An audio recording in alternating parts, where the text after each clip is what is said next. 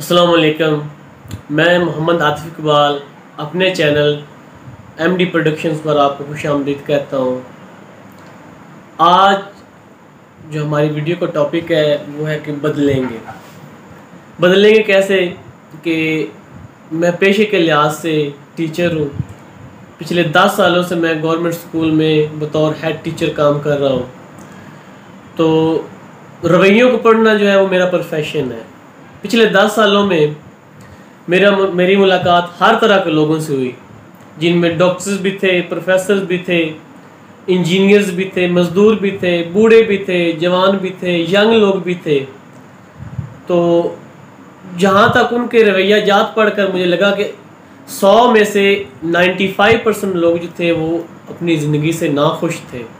किसी न किसी वजह से वो अपनी ज़िंदगी से नाखुश थे, और इनमें जो आदत थी जिस वजह से वो नाखुश थे वो भी तकरीबन कॉमन थी, जिसमें नफ़रतें, सेल्फ पिटी, डिप्रेशन, मोटापा, ऐब निकालना वगैरह वगैरह, ये उनकी कॉमन ट्रेड्स थे जिसकी वजह से वो जो अपनी ज़िंदगी से नाखुश थे। कुछ लोग तो ऐसे थे जिन्हें हर चीज़ में नुक्स नज़र आता था सिवाय अपने आप में। वो समझते थे कि जो वो कर रहे हैं वो ठीक है, इसके अलावा बाकी सब गलत है। तो उनका काम ही जो था वो तनकीद करना था, जैसे कि गवर्नमेंट की पॉलिसी गलत है, तालीमी निज़ाम गलत है, टैक्सेशन सिस्टम गलत है, पुलिस का महकमा गलत है, फ़ौज अपना काम नहीं कर रही, या इसके अलावा बला बला जो भी उनके थे। लेकिन वो उनका मेन काम जो था वो यही था कि वो दूसरों पर तनकीद करते थे और ख़ुद को जो थे वो ठीक समझते थे।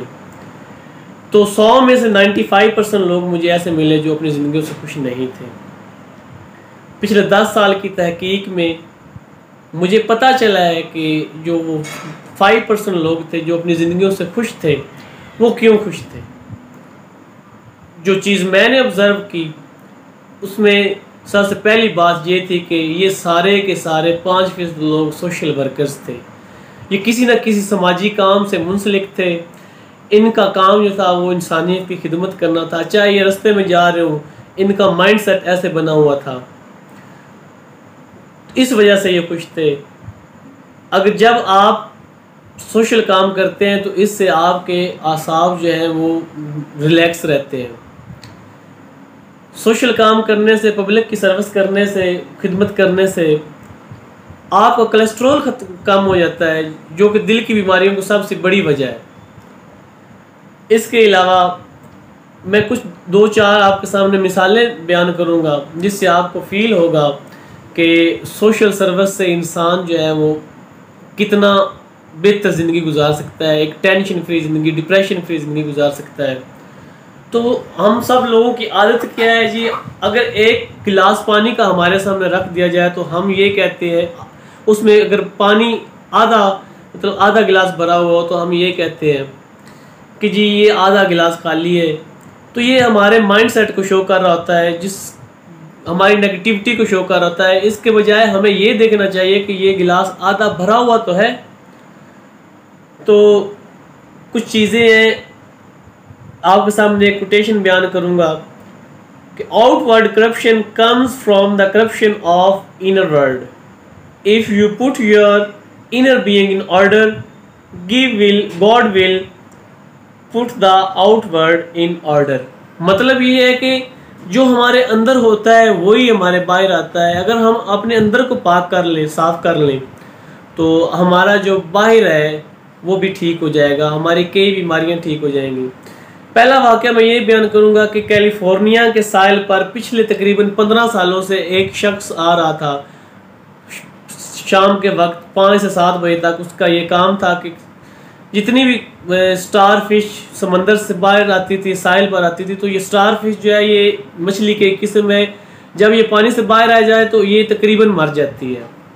तो वो इन 2 घंटों में जितना उससे हो सकता था वो स्टार फिश को वापस पानी में फेंकता था।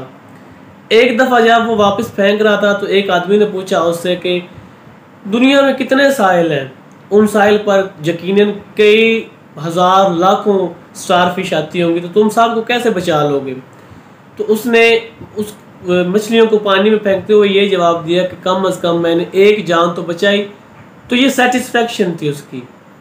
उसके दिल को सुकून आता था और वो अपने आप में रिलैक्स फील करता था। कह रहा है कि एक लड़का जो था वो जा रहा था और एक एक करके उसके पास किताबें गिर रही थी। वो शायद स्कूल से वापस जा रहा था। एक और लड़के ने देखा तो उसने उसकी किताबें एक एक करके उठाना शुरू कर दी और आहिस्ता आहिस्ता से उसके साथ जाकर मिल गया। वो थोड़ी थोड़ी बातें करते आगे गए तो उनकी दोस्ती भी होगी। इसके बाद जो है वो पक्के दोस्त हो गए, एक दूसरे के बहुत गहरे दोस्त बन गए। 15 साल बाद जब वो एक जगह पर चाय पी रहे थे तो वो बच्चा जिसके हाथ से उस दिन किताबें गिर रही थी वो कहता है कि मैं तुम्हारा एहसान कभी नहीं भूल सकता कि तुमने मेरी जान बचाई थी।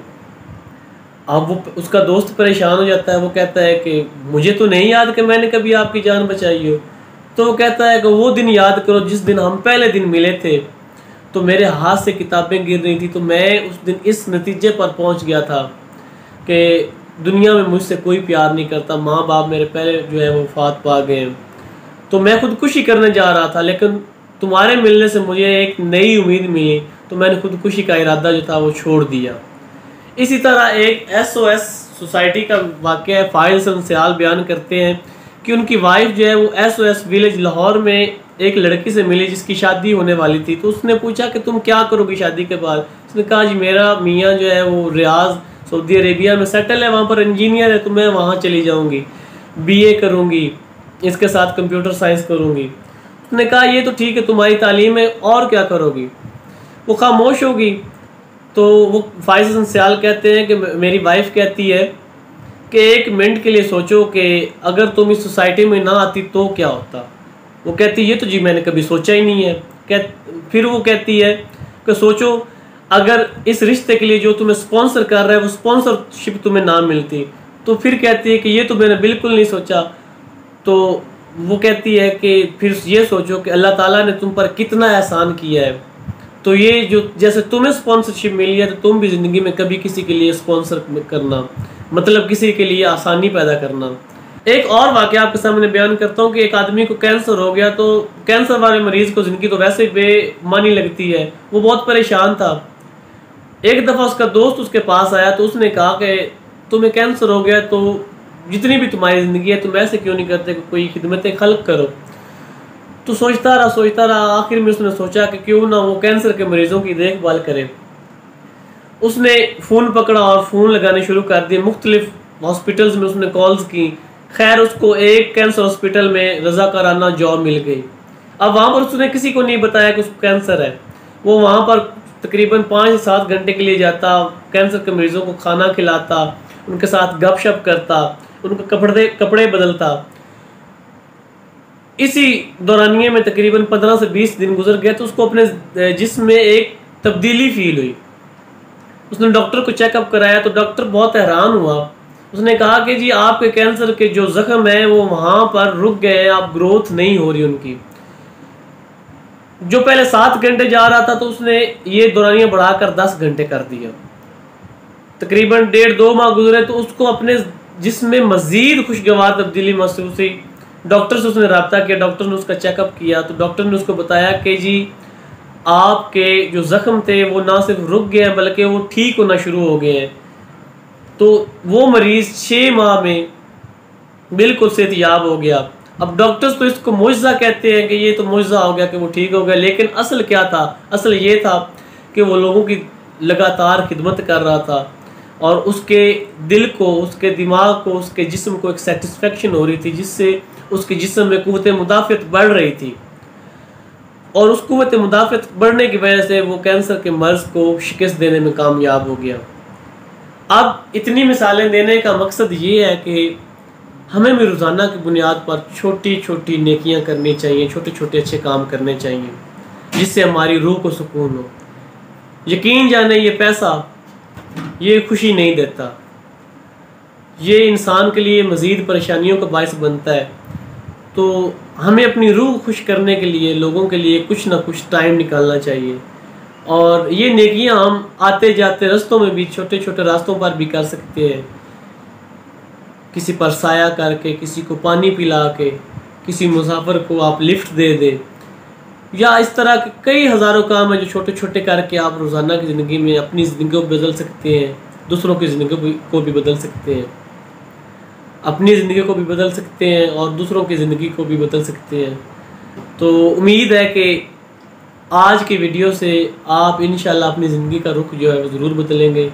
तो अल्लाह ताला आपको आसानियाँ करने और आसानियाँ बांटने का शर्फ अता फरमाए।